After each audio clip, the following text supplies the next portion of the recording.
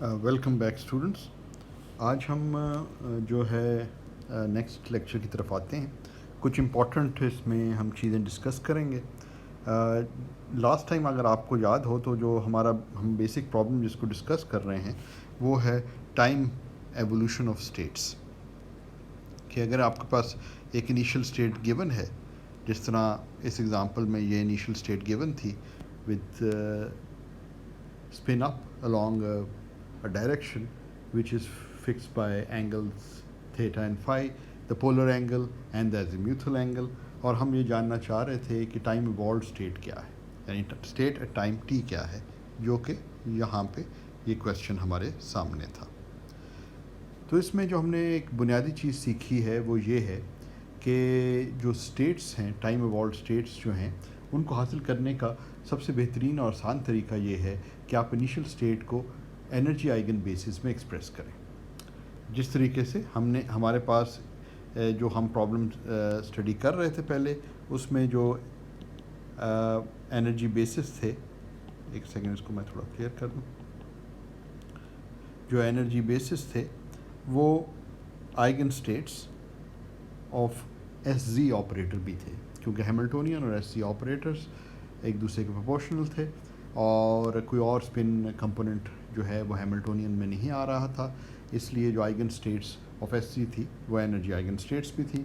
और हमने अगर इनिशियल स्टेट हमें गिवन है, जो कि ये पर्टिकुलर स्टेट हमें गिवन थी, ये वाली स्टेट, तो इसको हम एक्सपेंड करके इस तरीके से लिख सकते हैं। ये हमने, अगर आपको याद हो तो सेकंड चैप्टर में ये चीज़ ये ड्राइव किया था कि अगर spin along a general direction है given by theta and phi, तो फिर हम उसको एस जी के आइगन बेसिस प्लस और माइनस स्टेट्स की टर्म्स में लिख सकते हैं, जो कि ये एक्सप्रेशन मौजूद है हमारे सामने। Once you express an initial state in terms of energy eigenbases, then the problem is very simple, because you can find the time evolved state by just including or multiplying the states with the particular phase factors। तो states को उनके particular phase factors से आपको multiply करना पड़ता है, जो कि हमने इस स्टेज पर आकर इसको किया था। यानी कि ये ई है, ये ई प्लस है। तो ये जो फेस फैक्टर्स है ना, ये पर्टिकुलर फेस फैक्टर जो आपको इधर नज़र आ रहे हैं, वो एंटर कर जाते हैं और बड़ा सिंपल सी जो है ना टाइम इवॉल्व स्टेट मिल जाती है। उसके बाद हम हर वो क्वेश्चन का जवाब दे सकते हैं कि टाइम इवॉल्व स्टेट में अगर सिस्टम है तो probability to be in some other spin state क्या है, वो सब चीज़ें जो हैं वो हम हासिल कर सकते हैं। तो इम्पॉर्टेंट चीज़ ये है कि टाइम इवॉल्व स्टेट को लिखना हमें आना चाहिए कि इनिशियल स्टेट गिवन हो तो टाइम इवॉल्व स्टेट हम कैसे हासिल करते हैं। अच्छा, उसके बाद जो है टाइम इवॉल्व स्टेट के अलावा जो चीज़ हमारे लिए इम्पॉर्टेंट थी वो हमने देखा था कि एक्सपेक्टेशन वैल्यू, और हमने ये देखा था कि जो स्पिन कंपोनेंट्स हैं वो magnetic field, applied magnetic field के अराउंड प्रोसेस करते हैं। और फिर हमने उनकी एक्सपेक्टेशन वैल्यू मालूम की थी और हमने देखा था कि जो स्पिन है, जो कि एंगुलर मोमेंटम, जो स्पिन एंगुलर मोमेंटम है, वो एक इस केस में जब हम इलेक्ट्रॉन को कंसिडर कर रहे हैं तो ये जो है ये एक क्वांटम मैकेनिकल ऑब्जेक्ट है, मगर ये इसकी एक्सपेक्टेशन जो हैं, एक्सपेक्टेशन वैल्यूज़ जो हैं वो काफ़ी हद तक क्लासिकल बिहेवियर शो करती हैं। और एक ये जनरल प्रिंसिपल था, यानी कि इसका मतलब ये है कि स्पिन भी उसी तरीके से प्रोसेस करती है जैसे कि एंगुलर मोमेंटम है या स्पिन एंगुलर मोमेंटम है फॉर अ क्लासिकल ऑब्जेक्ट। अब क्लासिकल ऑब्जेक्ट को अगर आप किसी फील्ड में रखें, जैसे कि ग्रेविटेशनल फील्ड है, या अगर charge object, classical charge object है और उसको इलेक्ट्रिक फील्ड में रखेंगे, तो बिल्कुल इसी किस्म का आपको बिहेवियर नज़र आएगा। और बेसिक बिहेवियर क्या है कि स्पिन जो है, जो टोटल स्पिन है, उसकी एक्सपेक्टेशन वैल्यू जो है वो हम क्वांटम मैकेनिकल सिस्टम के लिए बिल्कुल उसी तरह क्लासिकल सिस्टम में वो प्रोसेस करती है अराउंड द एक्सटर्नल फील्ड। इसी तरह यहाँ पे हमारा एक्सटर्नल फील्ड मैग्नेटिक फील्ड है, तो जो स्पिन है उसकी expectation value around the magnetic field process करती है। तो उसको जानने के लिए, समझने के लिए हमने तीनों कंपोनेंट स्पिन के जो है वो उनकी एक्सपेक्टेशन वैल्यू वगैरह डिटर्मिन की, और उससे हमें पता चलता है कि मुख्तलिफ कंपोनेंट्स कैसे प्रोसेस करते हैं, और उससे वो पिक्चर ज़्यादा क्लियर हो जाती है कि जो क्लासिकल पिक्चर है उससे ये उस जैसी पिक्चर क्लियर हमारे सामने आ जाती है। तो ये एक जनरल प्रिंसिपल है क्वांटम मैकेनिक्स का कि क्वांटम मैकेनिकल एक्सपेक्टेशन वैल्यूज़ जो हैं वो क्लासिकल जो लॉज हैं उनको फॉलो करती हैं, यानी कि क्लासिकल बिहेवियर उनकी है। अच्छा, ये जो है ये बड़े इंपॉर्टेंट कॉन्सेप्ट्स हैं क्वांटम मैकेनिक्स के, और इन्हीं को हम मज़ीद समझने के लिए और इनको अंडरस्टैंड करने के लिए कुछ मज़ीद एग्ज़ाम्पल्स की तरफ आते हैं। अब नेक्स्ट हमारी जो एग्ज़ाम्पल है वो इस किस्म की है कि हमारी इनिशियल स्टेट जो है, let's say our initial state example हम कर रहे हैं, let's say our initial state is not expressed in terms of the energy eigenbasis. Let's say कि हमारी कोई इनिशियल स्टेट है, लेकिन हम पिछले वाली प्रॉब्लम एग्जांपल्स पे अगर आप गौर करें, जो भी थोड़ी देर पहले जिसकी तरफ मैं इशारा कर रहा था, तो उसमें हमने एक पर्टिकुलर इनिशियल स्टेट ये वाली ली हुई थी, और जो उससे पिछले एग्जांपल्स भी हमने की हैं उनमें ये जो इनिशियल स्टेट है हमारी ये वाली, ये एनर्जी आइगन बेसिस में ही एक्सप्रेस्ड है, क्योंकि एस के आइगन स्टेट्स जैसा मैंने कहा एनर्जी आइगन स्टेट्स हैं, तो प्रॉब्लम काफ़ी आसान हो जाती है। तो नाउ हम ये क्वेश्चन अपने सामने ला सकते हैं कि अगर इनिशियल स्टेट जो है वो एनर्जी आइगन बेसिस में एक्सप्रेस नहीं हुई है तो फिर हम क्या करें? वेल, इसका जवाब तो बहुत आसान है। क्यों आसान है? क्योंकि हमें पता है कि जो पहले स्टेप में हमें कोशिश करनी चाहिए कि उस स्टेट को एनर्जी आइगन बेसिस में एक्सप्रेस करें। तो एनर्जी आइगन बेसिस हमारी प्रॉब्लम के अंदर, जिसमें हमने मैग्नेटिक फील्ड जी डायरेक्शन में लगाया हुआ था, तो एनर्जी आइगन बेसिस जो थी वो एस जी ऑपरेटर की एनर्जी आइगन बेसिस। तो कोई भी हमें स्पिन हाफ की इनिशियल स्टेट दे दी जाए तो हमारा फर्स्ट स्टेप ये होगा टाइम वॉल्ट स्टेट मालूम करने के लिए कि उस स्टेट को हम प्लस और माइनस स्टेट्स, यानी ये जो प्लस और ये जो माइनस स्टेट्स हैं, चलें इनको मैं रेड में कर देता हूँ,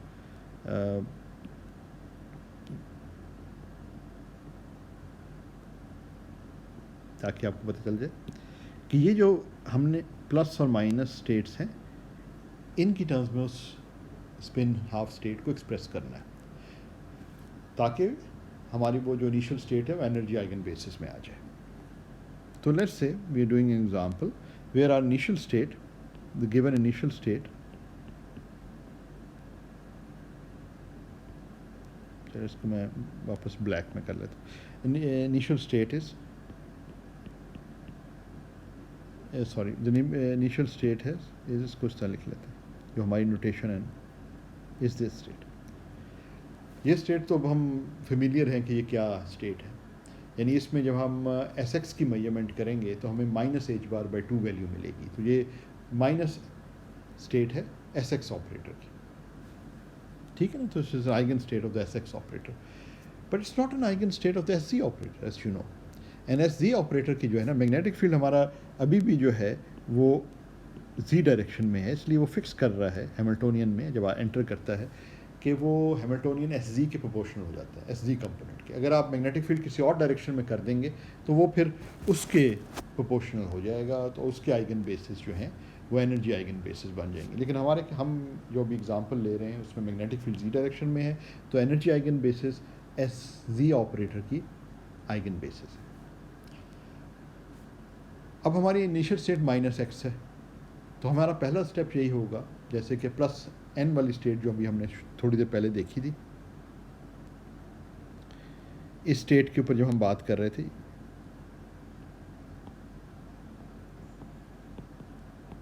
ये हमारी इनिशियल स्टेट थी ना, ये हमारी इनिशियल स्टेट थी ना, और इस स्टेट को हमने प्लस एक्स और माइनस एक्स में एक्सप्रेस किया था। इस केस के अंदर तो हमने अपनी पुरानी नॉलेज को इस्तेमाल कर लिया था, चैप्टर 2 में जो हमने, या पहले लेक्चर्स में जो हमने किया था। अभी भी हम अपनी पुरानी नॉलेज को इस्तेमाल करेंगे, क्योंकि हमें पता है कि जो एस जी के आइगन स्टेट्स हैं, एस जी की जो आइगन स्टेट्स हैं प्लस और minus, like any other Hermitian operator, they form a complete basis. तो किसी भी जनरल स्पिन हाफ स्टेट को इनकी टर्म्स में एक्सप्रेस किया जा सकता है। सिमिलरली माइनस एक्स स्टेट को भी प्लस और माइनस स्टेट में एक्सप्रेस किया जा सकता है। और ये हम कर भी चुके हैं पिछले लेक्चर्स में कि हम इसको इस तरीके से एक्सप्रेस कर रहे हैं, तो वो हम अभी इस्तेमाल करने लगे हैं, वो नॉलेज हमारी।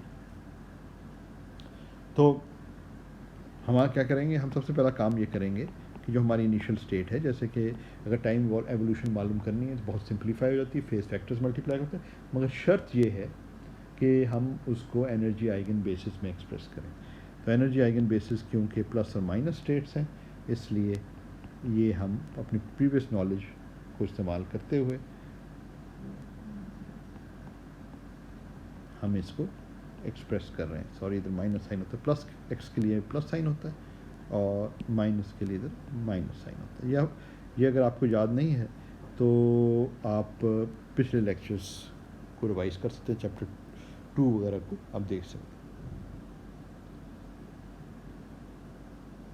अब हमारे पास जो है initial state energy eigen basis में आ गई। These are the states are the energy eigen basis for this system. तो सिस्टम बेसिकली डिफाइन होगा। The magnetic field Z direction में, तो वो डिफाइन कर रहा है कि एस जी ऑपरेटर जो है वो Hamiltonian S Z operator proportional होगा। तो सेम आइगन बेसिस जो है एनर्जी आइगन बेसिस वो एस जी के भी आइगन बेसिस है। अब टाइम इवॉल्व्ड स्टेट लिखना कोई भी मुश्किल नहीं है, ये हम अब पहले वाले लेक्चर्स में भी देख चुके हैं कि टाइम इवॉल्व्ड स्टेट आपने लिखना है तो आप इसके साथ सिर्फ फेस फैक्टर्स मल्टीप्लाई कर देंगे, minus i e plus t over h bar, इसके साथ प्लस आ जाएगा, और minus half exponential minus i e minus t over h bar, और ये तो टाइम इवॉल्व्ड स्टेट फ़ौरन ही आपके सामने आ गई। ठीक है ना।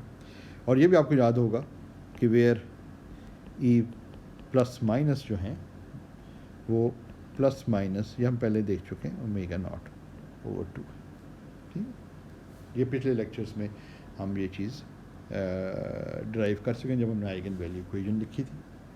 तो ये है, इसको हम इस फॉर्म में भी लिख सकते हैं, साई ऑफ टी को, जो साई ऑफ टी को हम इस फॉर्म में भी लिख सकते हैं, और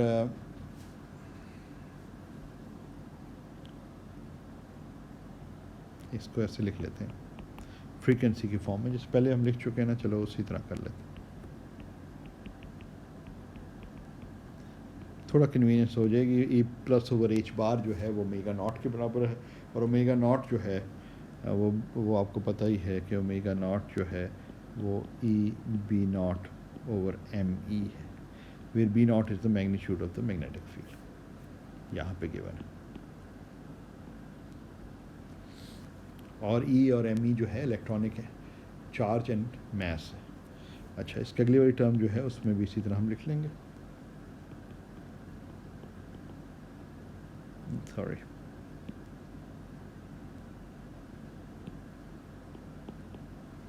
ये आपके पास दोनों स्टेट्स आ गई, और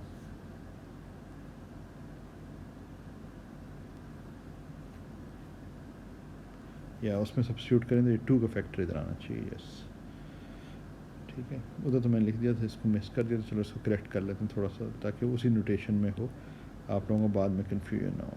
इसको ऐसे लिखते हैं, ठीक है जी। This is time evolved state, इसमें कोई ख़ास चीज़ नहीं थी। अब हमने जो सिर्फ ये किया है, इस स्टेप से स्टेप में आने के लिए हमने ई प्लस और ई माइनस की जो वैल्यूज़ हैं इधर गिवन, उनको हमने सब्स्टिट्यूट कर दिया, यानी ये जो वैल्यूज़ हैं ये हमने यहाँ पे सब्स्टिट्यूट कर दी हैं, इधर और इधर, ठीक है ना। तो उससे फिर हमारे पास आ गई, वरना जवाब तो पहले में मौजूद था। ये अब क्वेश्चन हम अपने सामने रख सकते हैं कि अगर हम मेजरमेंट करें, और व्हाट इज़ द प्रोबेबिलिटी, अब ये हम रख सकते हैं, what is the probability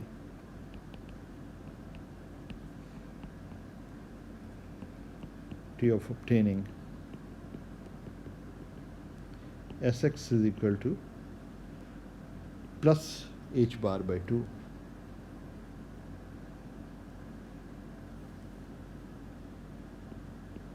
on measurement।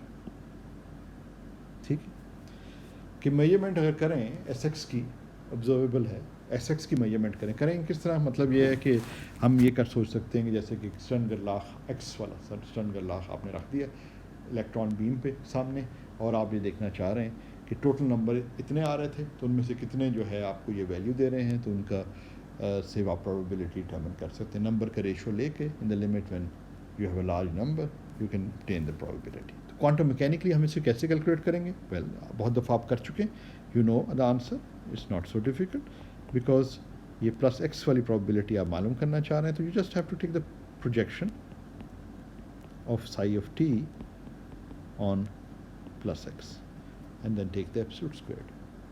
ठीक है,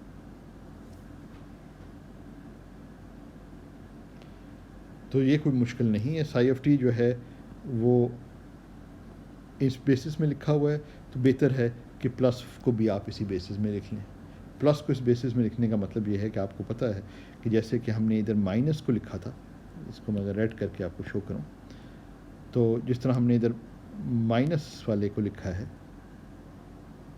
इसी तरह अगर मैं इधर साइन को चेंज करके प्लस साइन कर दूं तो ये प्लस वाले का हो जाएगा। ये हमने पिछले लेक्चर्स में पहले हम ये चीज़ देख चुके हैं कि इसको किस तरीके से लिखना है, ये हम जानते हैं।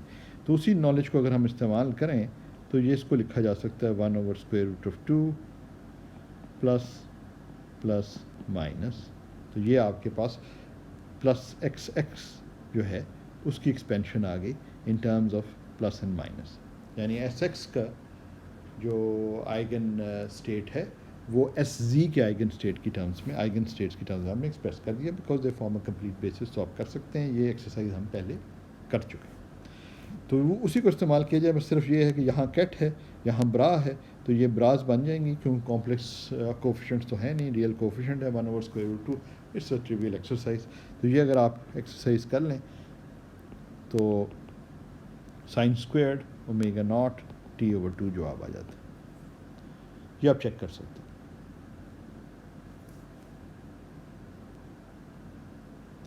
तो इसका मतलब ये है कि ये जो प्रोबेबिलिटी है वो 0 और 1 के दरमियान ऑसिलेट करती है, क्योंकि साइन स्क्वायर्ड फंक्शन है। साइन फंक्शन होता तो प्लस और माइनस के दरमियान जाता है, ये साइन स्क्वायर्ड फंक्शन है तो ये 0 और 1 के दरमियान जो है ये जाएगा, और वो कंसिस्टेंट है विद प्रोबेबिलिटी ऑल्सो। प्रोबेबिलिटी भी जो है वो वैल्यूज़ ले सकती है फ्रॉम 0 to 1। तो यहाँ पे जो एक्स स्पिन का जो एक्स कंपोनेंट है वो उसकी प्रोबेबिलिटी जो है वो 0 और 1 के दरमियान ऑसिलेट कर रही है, पीरियडिकली चेंज हो रही है। और ये ये रीज़नेबल बात लगती है, क्योंकि ये रीज़नेबल बात इस वजह से लग रही है क्योंकि ये जो है, अगर हम ये देखेंगे, ये स्पिन की हम बात कर रहे हैं कि जो कि प्रोसेस कर रही है around the Z axis, because magnetic field around the Z axis. तो जो ये प्रोसेस करेगी तो आपका जो एक्स कंपोनेंट है उसकी वैल्यू प्लस एक्स आपको मिले, यानी कि प्लस h/2 मिले या नहीं मिले, उसकी प्रोबेबिलिटी जो है वो 0 और 1 के दरमियान ही आती रहेगी। सोचे ना कि प्रोजेक्शन आपके पास ये जो है स्पिन की प्रोजेक्शन आप ले रहे हैं around on the x axis, उस तरीके से इमेजिन करें। चलो इसको देखते हैं। मेरे ख्याल में वो अगर देखें हम,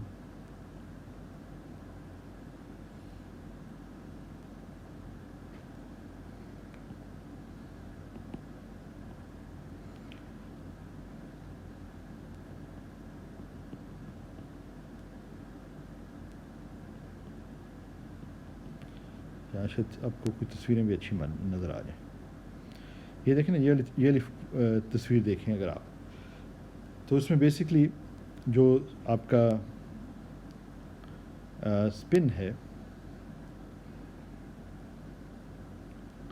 वो, अगर हम पिछले वाले देखें ज़्यादा क्लियर आपको होगा कि स्पिन हमारी इस तरीके से ऑसिलेट कर रही है। ये देखें ना, ये स्पिन कंपोनेंट है, ये स्पिन टोटल स्पिन जो है ना उसकी एक्सपेक्टेशन वैल्यू जो कि प्रोसेस कर रही है अराउंड द जी डायरेक्शन, क्योंकि मैग्नेटिक फील्ड जी डायरेक्शन में ना, तो इसलिए जी डायरेक्शन के अबाउट ये प्रोसेस कर रहे हैं। ये एक्सपेक्टेशन की बात हो रही है, लेकिन कंपोनेंट्स के हवाले से भी हम इस तरह समझ सकते हैं कि जब आप कहते हैं कि एक्स कंपोनेंट, तो इसका मतलब है कि ये जो वेक्टर है, ये जो जिसको मैंने एरो शो किया, इसका आप कंपोनेंट देखना चाह रहे हैं एक्स डायरेक्शन में, और एक्स डायरेक्शन में ये जो कंपोनेंट है वो एसेंशियली ऑसिलेट कर रहा है। तो आपके पास ये ऑसिलेट कर रहा है विद फ्रीक्वेंसी ओमेगा नॉट। तो आप ये सवाल यहाँ प्रोबेबिलिटी के हवाले से ये कर रहे थे कि प्लस होने की, plus H bar by 2 value मिलने की, या दूसरे लफ्ज़ों में एस एक्स प्लस है, उसकी क्या प्रोबेबिलिटी है। और वो हम देखते हैं, क्योंकि ये इस तरीके से प्रोसेस कर रहा है, तो ऐसे प्रोसेस कर रहा है ये कंपोनेंट, तो इस वजह से प्रोबेबिलिटी जो है वो 0 और 1 के दरमियान आ रही है। क्योंकि कुछ टाइम के लिए जो है वो 0 प्लस होने की प्रोबेबिलिटी 0 होगी, क्योंकि उस वक्त वैल्यू माइनस हो मिल सकती है। तो इस तरीके से आप इस चीज़ को समझ सकते हैं। तो अब हम इधर वापस आते हैं, इस पर आप गौर कर लें, फिर कोई क्वेश्चन हुआ तो आप पूछ भी सकते हैं। और इसी चीज़ को अगर आप थोड़ा गौर करें तो ये प्रोबेबिलिटी जो है, जो अभी हमने साइन फंक्शन की मैंने बात की ना, तो साइन फंक्शन जो है वो इस फिगर को आप देखें तो ये 0 और 1 के दरमियान प्रोबेबिलिटी जो कि गिवन है by the sine squared function, तो वो वैल्यूज़ ले रहा है, वो वैल्यूज़ ले रहा है फ्रॉम 0 to 1। और ये पीरियोडिक फंक्शन है, ठीक है ना, साइन स्क्वायर्ड फंक्शन। तो ये बेसिकली साइन स्क्वायर्ड फंक्शन ही का प्लॉट है, क्योंकि ऐसा फंक्शन ऑफ टाइम हम दिखा रहे हैं। इस एक्सिस पे टाइम है, इस एक्सिस पे प्रोबेबिलिटी है, और ये ऑसिलेट कर रही है, always takes the value between 0 and 1 which is very consistent. अगर ये माइनस हो जाती तो फिर मसला हम परेशान हो जाते कि ये प्रोबेबिलिटी तो माइनस नहीं होती, तो इसलिए इधर कोई मसला नहीं। ठीक, अच्छा, अब हम एक और एग्ज़ाम्पल को देखते हैं। एग्ज़ाम्पल्स जो है ना, ये the only way to learn this subject is by doing examples, by doing problems, by solving different problems. तो उसी तरह आप लर्न कर सकते हैं। फिज़िक्स का कोई भी सब्जेक्ट हो, you can only learn by doing it. तो यहाँ जो है हम मुख्तलिफ एग्ज़ाम्पल्स कर रहे हैं ताकि हमें अंडरस्टैंडिंग जो है हमारी बेहतर होती चली है।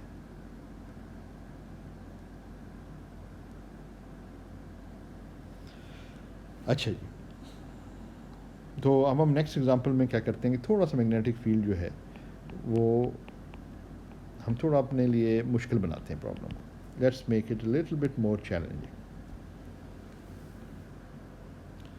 प्रॉब्लम को हम थोड़ा सा चैलेंजिंग बनाते हैं। हम कहते हैं ये मैग्नेटिक फील्ड हमारा जो है, हम अभी तक तो लेते रहे हैं magnetic field in the Z direction. अब हम उसमें एक कंपोनेंट और शामिल कर देते हैं एक्स डायरेक्शन में भी, ठीक है ना। तो जो हम जी डायरेक्शन में जो मैग्नेटिक फील्ड था उसके बारे में तो हमने काफ़ी सीख लिया। अब थोड़ा सा अपने आप को एक नई डायरेक्शन में ले जाते हैं, और वो प्रॉब्लम को थोड़ा सा हम चैलेंजिंग बनाते हैं bye including the magnetic field, a component of the magnetic field in the x direction। अब हम जब x डायरेक्शन में मैग्नेटिक फील्ड का कंपोनेंट करते हैं तो हमारे पास जो बेसिकली वही जो हमने पहले डेरिवेशन की थी, तो let's go back, let's see if we can actually see it, ताकि आपको मैं दिखा सकूँ।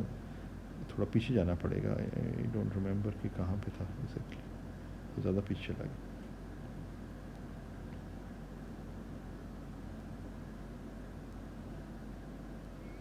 यस, इधर था ना।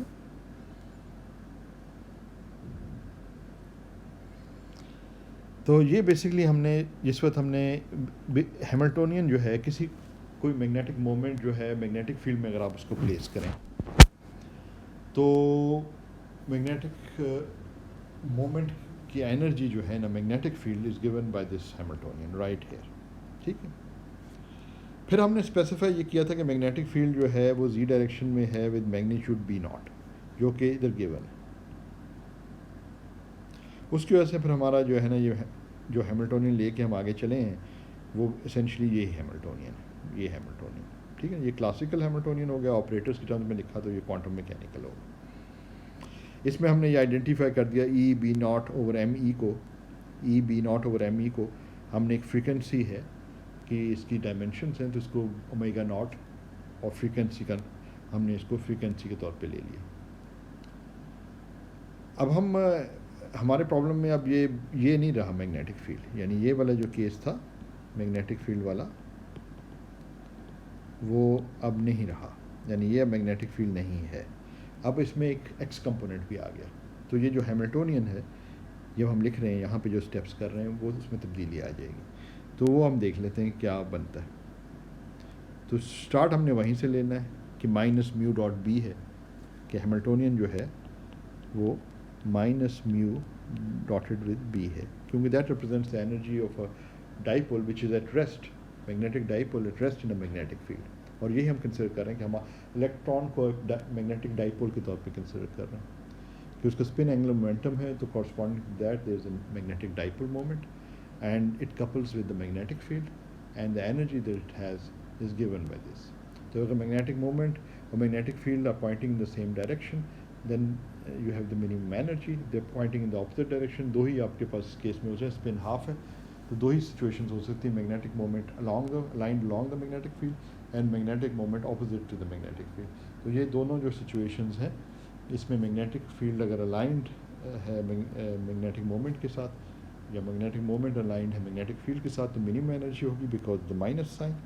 और अगर ये ऑपोजिट है तो वहाँ से एक माइनस साइन आ जाएगा, तो उसको प्लस कर देगा, तो उसकी एनर्जी ज़्यादा बड़ी होगी। तो उस स्टेट की एनर्जी ज़्यादा है और पहली वाली स्टेट की जिसमें मैग्नेटिक मोमेंट अलाइंड है विद द मैग्नेटिक फील्ड, उसकी मिनिमम एनर्जी है। तो दो एनर्जी स्टेट्स हैं जिससे हम देख चुके हैं, उनको ई प्लस और ई माइनस हम कह भी चुके हैं।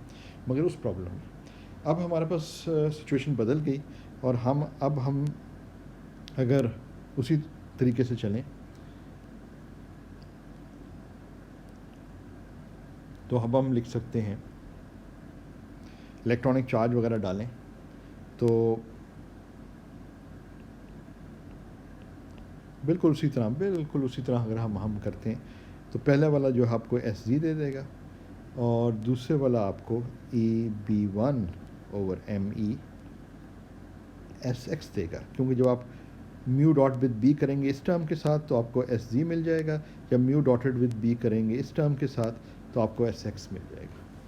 ठीक है ना, क्योंकि म्यू जो है वो minus E over M E S vector है। म्यू जो है वो इलेक्ट्रॉनिक चार्ज डाल देना तो माइनस आ जाता है इलेक्ट्रॉन की वजह से, क्यू होता है ना, तो एम ई और एस वेक्टर होता है। तो जब आप उसका डॉट प्रोडक्ट लेंगे तो वो कंपोनेंट्स रह जाएंगे, बाकी ज़ीरो हो जाएंगे। तो बेसिकली ये बन गया। तो जिस तरह हमने उस प्रॉब्लम के अंदर इसको तो हमने ओमेगा नॉट कह दिया था, इधर भी हम इस तरह करेंगे कि इसको भी, ये भी फ्रीक्वेंसी है तो इसको ओमेगा वन कह देते हैं। ठीक, ये हमने अपनी नोटेशन को सिंप्लीफाई करने के लिए और ये अंडरस्टैंड करते हुए कि ये फ्रीक्वेंसी है, हम इस तरीके से इसको लिख लेते हैं। तो हमारा हैमिल्टोनियन जो है वो सिंप्लीफाई होके ये बन गया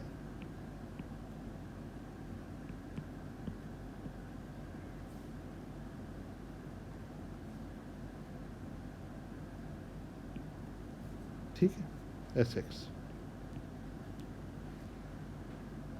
समझ आपको आया या नहीं समझ में आया? मतलब मैं ये कह रहा हूँ ना, इसको अगर आप देखें ना, ये कह रहा हूँ माइनस म्यू डॉटेड विद, ये डॉट है, डॉट प्रोडक्ट लेना है, बी ज़ीरो जी, जब आप ये इसको देखते हैं ना इस वाले को, Z plus B one X, तो ये जो है ये बन गया E S dotted with M E, A S divided by M E dotted with all of this. तो ये जो है ये इसके बराबर आ जाएगा कि E B not over ME, S dotted with Z would give you the SZ component, ठीक है ना, plus EB1 over ME, S dotted with X would give you SX component। तो इस तरीके से ये चीज़ आ गई, और इनको हमने फ्रीक्वेंसीज कह दिया, तो ये आपके पास आ गई। ठीक है, क्लियर।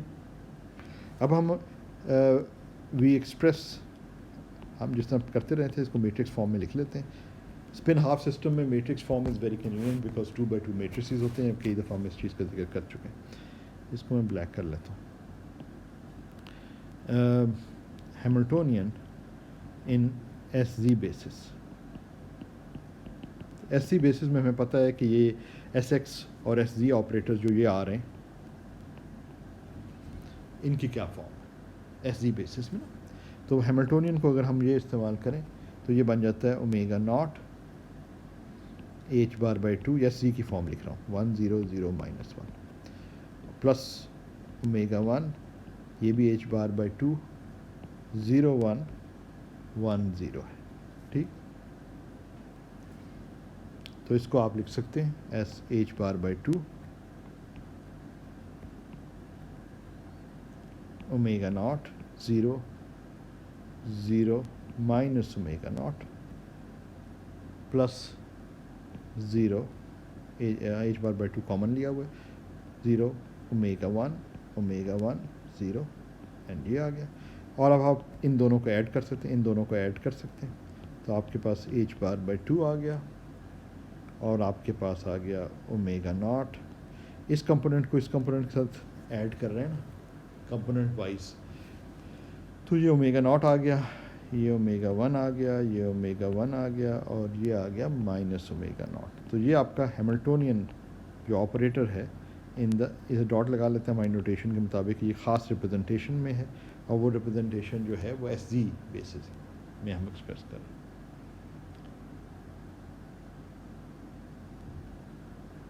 अब यहाँ एक इम्पॉर्टेंट चीज़ हो गई, पिछले वाला जो केस था उससे फ़र्क है। कैसे? पिछले वाला जो केस था, अगर मैं इसको रेड में लिखूं तो ये इस पे गौर करें, इसको जो है अपने सामने रखें। चलें, आपको सामने रखने की ज़रूरत नहीं है।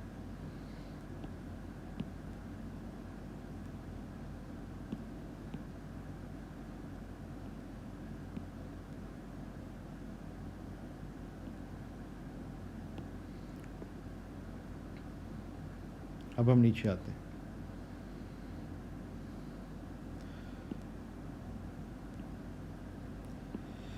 तो ये जो था ये मैंने इधर लिख दिया वैसे,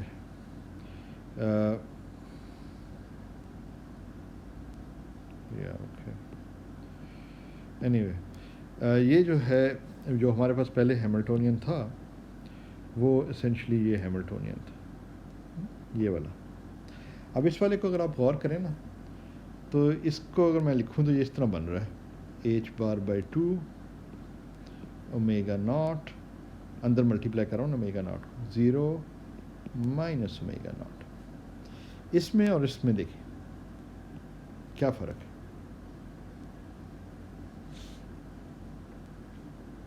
फ़र्क ये है कि इसमें ये जो कंपोनेंट्स हैं ऑफ डायगोनल वो अब नॉन ज़ीरो हो गए, क्योंकि अब आपने मैग्नेटिक फील्ड सिर्फ जी डायरेक्शन में नहीं रखा हुआ ना, अब आपने एक्स डायरेक्शन में भी मैग्नेटिक फील्ड रखा हुआ, जिसकी वजह से आपके पास, क्योंकि एस जी बेसिस में एस एक्स ऑपरेटर जो है वो डायगोनल नहीं है, तो इसलिए जब हम मैट्रिक्स लिखेंगे तो ऑफ डायगोनल एलिमेंट्स भी इसमें एंटर कर जाएंगे जो कि ये हैं। अब ये नॉन ज़ीरो हैं, यहाँ पे ये ज़ीरो थे, इसलिए हैमिल्टोनियन की भी आइगन बेसिस वही थे जो एस जी ऑपरेटर के थे। यहाँ हैमिल्टोनियन, इधर हैमिल्टोनियन डायगोनल था एस जी बेसिस में, तो ये दोनों जो है शेयर कर रहे थे eigen value, eigen basis, not eigen values, eigen basis. यहाँ पे जो है ये डायगोनल नहीं है, तो इसका मतलब है कि आइगन स्टेट्स जो हैमिल्टोनियन की हैं वो एस जी की आइगन स्टेट्स नहीं है, बल्कि हमें डायगोनलाइज करके हैमिल्टोनियन की आइगन स्टेट्स मालूम करनी पड़ेंगी। यहाँ तो हमारे लिए बड़ी आसानी हो गई थी ना, क्योंकि हमें ये डायगोनल हो गया था और एस जी के प्रोपोर्शनल था, तो हमें पता था कि जो आइगन स्टेट्स हैं एस जी की वही आइगन स्टेट्स होंगी हैमिल्टोनियन की भी, यानी एनर्जी आइगन बेसिस ये है एस जी के आइगन बेसिस। मगर यहाँ ये सूरत हाल नहीं है, यहाँ पे हमें जो है बाकायदा ये प्रॉब्लम सॉल्व करनी पड़ेगी, यानी दूसरे लफ्ज़ों में हमें आइगन बेसिस हैमिल्टोनियन की और आइगन वेक्टर्स जो हैमिल्टोनियन के वो डिटरमिन करने पड़ेंगे। दूसरे लफ्ज़ों में एनर्जी आइगन बेसिस हमें डिटरमिन करनी पड़ेगी यहाँ पे। तो उसके लिए जो है वो हम जो है नेक्स्ट टाइम जो है अभी इधर रोकते हैं। मगर आप देख रहे हैं ना कि पिछले प्रॉब्लम से ये थोड़ी ज़्यादा कॉम्प्लिकेटेड है, क्योंकि अब हमें वो डायगोनलाइजेशन का प्रोसेस करना पड़ेगा। जनरली जो है ये प्रोसेस हमें करना पड़ता है ताकि energy eigen values, energy eigen vectors हम डिटरमिन कर सकें। और ये स्टेप फिर हम अगली दफ़ा लेंगे और देखेंगे कि कैसे इसको हम वो मालूम करते हैं। और फिर वही जो जो चीज़ें थी कि हम टाइम वॉल्व स्टेट कैसे मालूम करेंगे, प्रोबेबिलिटीज़ कैसे मालूम करेंगे। तो ये एक जनरल सिचुएशन ज़्यादा जो है वो यही एग्ज़ाम्पल है, तो इसलिए इसमें काफ़ी लेसन्स हैं टू लर्न, और वो हम अगली दफ़ा इसको करेंगे। तो इस दफ़ा के लिए हम इधर रोकते हैं। तो स्टूडेंट्स आप अपना ख्याल रखें, क्वांटम मैकेनिक्स पढ़ते रहें और वीडियोस वगैरह देखते रहें, और जो क्वेश्चन आपके जहन में हों वो फिर अपने पास नोट कर लें। तो हमारे जो क्वेश्चन आंसर सेशंस होते हैं वेडनेसडे और थर्सडे को हमारा रेगुलरली होते रहेंगे। तो कोई ख़ास मजबूरी हो जाए तो ना हो, वरना हम रखते रहेंगे। तो उनमें आप जो है भरपूर हिस्सा लें और क्वेश्चन अपने लेकर आएँ। जो जो स्टूडेंट्स क्वेश्चन पूछते हैं हम डिस्कस करते हैं क्लास में, और मेरे ख़्याल में वो स्टूडेंट्स के लिए एक यूज़फुल एक्सपीरियंस होता है। तो आप लोग भी इसमें पार्टिसिपेट करें। ओके फिर।